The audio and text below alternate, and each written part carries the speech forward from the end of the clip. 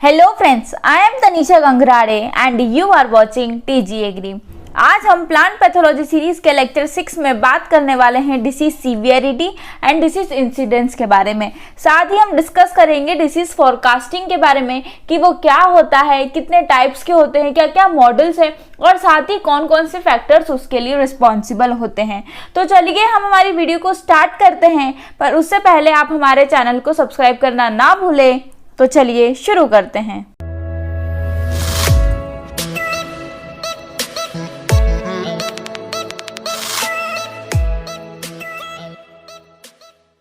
तो अभी हम बात करेंगे डिसीज इंसिडेंस और डिसीज सीवियरिटी के बारे में। क्या होता है, क्या इसकी टू द पॉइंट डेफिनेशन है और क्या इसके फॉर्मूले हैं। देखिए, बहुत बार फॉर्मूले से भी क्वेश्चन पूछे जाते हैं, तो आपको उसका फॉर्मूला पता होना चाहिए। उसके बाद हम डिस्कस करने वाले हैं डिसीज फोरकास्टिंग के बारे में कि डिसीज फोरकास्टिंग क्या होता है और इसके लिए कौन कौन से फैक्टर्स रिस्पॉन्सिबल है, या आप किस तरीके से एक डिसीज को फोरकास्ट करते हैं।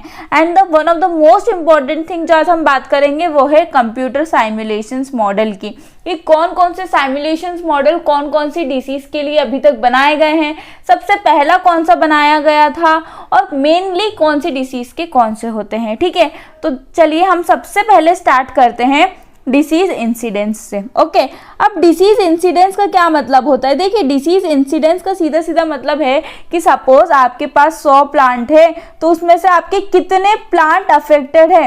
अगर आपके 60 प्लांट अफेक्टेड है तो आपकी डिसीज इंसिडेंस कितनी हो जाएगी, 60 हो जाएगी, है ना। ये हमेशा कैसे परसेंटेज में निकाली जाती है। ठीक है, तो आपकी डिसीज इंसिडेंस परसेंटेज कितना होगा, 60% होगा, है ना। तो यहाँ पे हम किसकी बात करते हैं कि आपकी कितनी यूनिट ऑफ प्लांट इन्फेक्टेड है, तो उसको हम क्या बोलेंगे, डिसीज इंसिडेंस। अब यहाँ फॉर्मूला देखते हैं, ये क्या होता है इसका formula, number of diseased plant in sample unit upon में total number of plant in sample unit into में 100। जैसे मैंने आपको बताया कि टोटल अपने पास कितने प्लांट है, 100 प्लांट है, उसमें से आपके कितने प्लांट अफेक्टेड है, 60 प्लांट अफेक्टेड है। तो अगर आपने पूछे कि आपकी डिसीज इंसिडेंस कितनी होगी, तो कितनी होगी, आपकी डिसीज इंसिडेंस होगी 60%। ठीक है, तो आप ऐसे डिसीज इंसिडेंस निकाल सकते हो। उसके बाद बात करते हैं डिसीज सीवियरिटी की। देखिए, जब डिसीज सीवियरिटी की बात करते हैं ना, तो यहाँ हम एरिया की बात करते हैं कि कितने एरिया में आपकी डिसीज सीवियर फॉर्म में फैली हुई है, कितने अमाउंट में फैली हुई है, तो उसे हम कहते हैं डिसीज सीवियरिटी। देखिए, डिसीज सीवियरिटी का फॉर्मूला क्या है, infected area of the sample plant upon में total area of the sample plant. मतलब हमने इंसिडेंस में किसकी बात करी, नंबर ऑफ डिसीज प्लांट में। ठीक है, याद रखिएगा। और डिसीज सीवियरिटी में हम किसकी बात करते हैं, एरिया की बात करते हैं कि कितना एरिया डिसीज्ड प्लांट से है। ओके, तो ये बात करी हमने डिसीज इंसिडेंस और डिसीज सीवियरिटी की। अब हम बात करते हैं डिसीज फोरकास्टिंग की, कि डिसीज फोरकास्टिंग क्या होता है। देखिए, हमने बहुत बार टर्म सुना है कि वेदर फोरकास्टिंग होती है, जिससे हमें ये पता हो जाता है कि कब कहाँ तेज बारिश आने वाली है, कहाँ ड्रॉट की कंडीशन है ना, या कौन सा मतलब कहाँ पे एक्सट्रीम चेंजेस होने वाले हैं। तो अगर जब हमें पता पड़ जाता है वेदर के बारे में, तो हम क्या पहले से ही सचेत हो जाते हैं। अगर कहीं पे ज्यादा तूफान आने वाला होता है, तो हम उसको अंडर कंट्रोल में करने की कोशिश करते हैं। जैसे ही वेदर फोरकास्टिंग होती है, सेम एज इट इज वैसे ही डिसीज फोरकास्टिंग होती है। देखिए, डिसीज फोरकास्टिंग में क्या करते हैं, हम प्रेडिक्शन करते हैं कि डिसीज कब आएगी, कितने सीवियर फॉर्म में आएगी, अगर वो एपिडेमिक कॉज करेगी कि पेंडेमिक कॉज करेगी, है ना। तो उसे हम कहते हैं डिसीज फोरकास्टिंग। अब ऑब्वियस सी बात है कि अगर डिसीज फोरकास्टिंग हो रही है, तो किसके बेसिस पे कर रहे हो, कुछ ना कुछ उसका बेसिस तो होता होगा। किसी चीज को तो हम पढ़ेंगे, जानेंगे, तभी तो हम उसको कर पाएंगे। तो यहाँ 3 मेन फैक्टर होते हैं, होस्ट फैक्टर, पैथोजन फैक्टर और इन्वायरमेंट फैक्टर। जब हम इन तीनों की इंफॉर्मेशन निकाल लेते हैं, उसके बेसिस पे हम क्या करते हैं, डिसीज फोरकास्टिंग करते हैं। इसके बेसिस पे हम देखते हैं कि डिसीज कहाँ आने वाली है, कितने सीवियर फॉर्म में आने वाली है, और हम उसको किस तरीके से कंट्रोल कर सकते हैं। ठीक है, अब होस्ट फैक्टर की बात करें, तो होस्ट फैक्टर में आता है कि जो आपका होस्ट है वो कितना ससेप्टिबल है, किसी पर्टिकुलर पैथोजन डे से कितना ससेप्टिबल है। उसके बाद आपकी जो वैरायटी है, आपने उसको कितने बड़े एरिया में लगाई है। ठीक है। और नेक्स्ट चीज कि अगर कोई डिसीज है तो वो कौन से फॉर्म में आती है, वो सीडलिंग में आती है, वो उसकी ग्रोथ स्टेज में आती है, उसके रिप्रोडक्टिव स्टेज में आती है, या उसके फ्लावरिंग स्टेज में आती है। तो जब हमें ये पता होता है तब हम इजीली बता सकते हैं कि डिसीज कहाँ लगने वाली है, या फिर उसको कंट्रोल करने की कोशिश कर सकते हैं। उसके बाद आते हैं पैथोजन फैक्टर। तो पैथोजन फैक्टर में हमें कौन कौन सी चीजें पता होना चाहिए कि उसका प्राइमरी इनोक्यूलम क्या है, वो डिस्पर्सल कैसे होगा, एयर के थ्रू, वाटर के थ्रू, या सीड बॉर्न है, सॉइल बॉर्न है। अगर ये हमें पता होता है तो हम इजीली उसको फोरकास्ट कर देते हैं कि नहीं एयर बॉर्न है, तो हमें समझ में आ जाएगा कि हाँ वो बहुत ज़्यादा फैल सकती है, एपिडेमिक कॉज कर सकती है, तो इसे कंट्रोल करना चाहिए। ठीक है, तो ये बात हमने करी किसकी, होस्ट फैक्टर की और पैथोजन फैक्टर की। तो जैसे ही होस्ट और पैथोजन कंप्लीट होता है उसके बाद मोस्ट इंपॉर्टेंट चीज आ जाती है हमारा एनवायरमेंटल फैक्टर। वहां पे हमको ये देखना पड़ता है कि जो हमारी टेम्परेचर, ह्यूमिडिटी, लाइट, विंड की वेलोसिटी, ये सब उसके अकॉर्डिंग है या नहीं, है ना। सपोज हमारा पैथोजन और होस्ट फैक्टर तो उसके लिए ओके है डिसीज कॉज करने के लिए, पर अगर वहां पे वो एनवायरमेंटल कंडीशन ही नहीं हुई तो वहां पे डिसीज होगी क्या, नहीं। तो ये सारी चीजें हमें पता होना चाहिए, तभी हम डिसीज फोरकास्टिंग कर सकते हैं। अब क्वेश्चन इज कि सबसे पहले सक्सेसफुल फोरकास्टिंग प्लांट डिसीज की कहाँ की गई थी, तो वो नीदरलैंड में की गई थी। ठीक है, अब डिसीज फोरकास्टिंग के लिए आपको किस किस चीज़ का पता होना चाहिए, तो आपको पता होना चाहिए कि डे का टेम्परेचर क्या है ना, वहाँ की ह्यूमिडिटी कितनी है, वहाँ पे रेनफॉल होगी कि नहीं होगी, है ना। तो इन सब के बेसिस पे आप डिसीज को फोरकास्ट कर सकते हो। अब जैसे हमारी late blight of potato disease है ना, इसको 2 कंट्री ने क्या करा था, फोरकास्ट किया, इसके लिए रूल्स बनाए थे।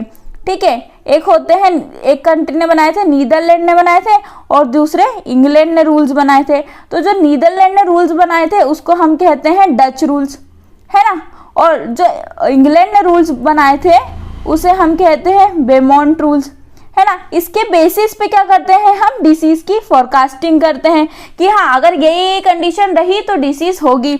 अब हम देखते हैं कि डच रूल्स क्या क्या थे जिसके बेसिस पे हम लेट ब्लाइट डिसीज के बारे में पता लगा सकते हैं। देखिए, डच रूल्स के अकॉर्डिंग उनका कहना है कि लेट ब्लाइट डिसीज तब आएगी जब नाइट का टेम्परेचर एटलीस्ट 4 घंटे के लिए ड्यू पॉइंट से नीचे होना चाहिए। फर्स्ट पॉइंट हो गया। सेकेंड पॉइंट है कि उसमें जो मिनिमम टेम्परेचर है वो कितना होना चाहिए, 10 डिग्री सेल्सियस होना चाहिए या उससे ज़्यादा होना चाहिए। थर्ड इज कि वहाँ पे क्लाउडीनेस होना चाहिए। और लास्ट पॉइंट कि वहाँ पे अगर 0.1 mm रेनी डे रहा, अगर ये चारों कंडीशन रहेगी तो वहाँ पे जरूर लेट ब्लाइट ऑफ पोटैटो की डिसीज आएगी। ठीक है, तो उन्होंने ऐसे डच रूल्स बना दिए। तो हर डिसीज के ऐसे रूल्स बना देते हैं जिसकी वजह से हम उसको फोरकास्ट कर देते हैं। ठीक है, मतलब हम उसको प्रेडिक्ट कर सकते हैं। जैसे यहाँ पे डच रूल्स में बता दिया कि इतना टेम्परेचर होना चाहिए, क्लाउडीनेस होना चाहिए, इतनी बारिश होना चाहिए, है ना, और ड्यू पॉइंट इतना टेम्परेचर रहा, तो अगर ये सारी कंडीशन रहेगी तो क्या होगी, डिसीज आएगी। अब हम क्या कर सकते हैं, अगर ये सारी कंडीशन रही तो हम ये सोचेंगे कि इसको हमें कंट्रोल कैसे करना है। तो एपिडेमिक और पेंडेमिक आने से पहले ही हम क्या कर सकते हैं, उसे कंट्रोल और अपने अंडर में ले सकते हैं। ठीक है, तो ये मैंने आपको बता दिया कि डिसीज फोरकास्टिंग क्या होता है, क्या फैक्टर्स है, सबसे पहले कहाँ हुई थी। ठीक है, और लेट ब्लाइट ऑफ पोटैटो के डच रूल्स और बेमोंट रूल्स आपको पता होना चाहिए कि जो नीदरलैंड ने बनाए थे उन्हें डच रूल्स कहते हैं, जो बहुत इंपॉर्टेंट है, जो अभी हमने डिस्कस करे। और जो यूएसए ने बताए थे, जो इंग्लैंड ने बताए थे उसको बेमोंट रूल्स कहते हैं। ठीक है, और क्या क्या रूल्स है वो भी आपको पता होना चाहिए। अब हम बात करते हैं कुछ कंप्यूटर साइमुलेशंस मॉडल की जो प्लांट डिसीज को या एपिडेमिक्स को फोरकास्ट करते हैं। बट क्वेश्चन इज कि कंप्यूटर साइमुलेशन मॉडल या साइमुलेशन का क्या मतलब होता है। देखिए, साइमुलेशन का मतलब होता है मिमिक करना। देखिए, कंप्यूटर साइमुलेशन में हम कंप्यूटर में कुछ प्रोग्राम बनाते हैं और उनमें डाटा फीड कर देते हैं, और उन प्रोग्राम की मदद से हम बता सकते हैं कि कौन सी डिसीज कब आएगी। कंप्यूटर साइमुलेशन में सबसे पहला जो प्रोग्राम बना था वो कौन सा बना था, एपिडेम बना था 1969 में। ये क्वेश्चन आपसे पूछा जा सकता है कि बताइए सबसे पहला कंप्यूटर साइमुलेशन प्रोग्राम कौन सा बना था, तो एपिडेम बना था। किसके लिए बना था, अर्ली ब्लाइट ऑफ पोटैटो। यहाँ पे आपको घुमाया जा सकता है, लेट ब्लाइट के लिए नहीं बना है, सबसे पहले अर्ली ब्लाइट ऑफ पोटैटो के लिए बना है जिसका कॉजल ऑर्गेनिज्म है अल्टरनेरिया सोलेनाई। ठीक है, वैसे ही अलग अलग डिसीज के लिए अलग अलग प्रोग्राम बने हैं। एपी में बना है सदर्न लीफ ब्लाइट के लिए, जिसका कॉजल ऑर्गेनिज्म है हेलमिंथोस्पोरियम मेडिस, है ना। एपी1 एप्पल स्केप के लिए कॉजल ऑर्गेनिज्म है वेंचुरिया इक्वेलिस। लेट ब्लाइट के लिए 3 है, ब्लाइट कास्ट, सिम कास्ट और NGFRY, है ना। अब हम लेट ब्लाइट का कॉजल ऑर्गेनिज्म तो जानते हैं, उसका क्या है, फाइटोप्थोरा इन्फेस्टेंस। तो ये बात हमने किसकी करी, कंप्यूटर साइमुलेशन मॉडल की, जिसकी वजह से हम क्या कर सकते हैं, प्लांट डिसीज को फोरकास्ट कर सकते हैं।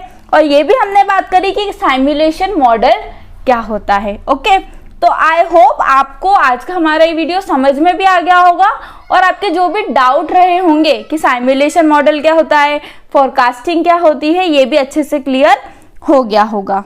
फ्रेंड्स, अगर आप ये PDF डाउनलोड करना चाहते हैं तो इसकी लिंक हमने डिस्क्रिप्शन में दी है। अगर आपके कोई भी क्वेरीज हो, डाउट हो, क्वेश्चन हो तो आप हमें YouTube पर कमेंट करके पूछ सकते हैं।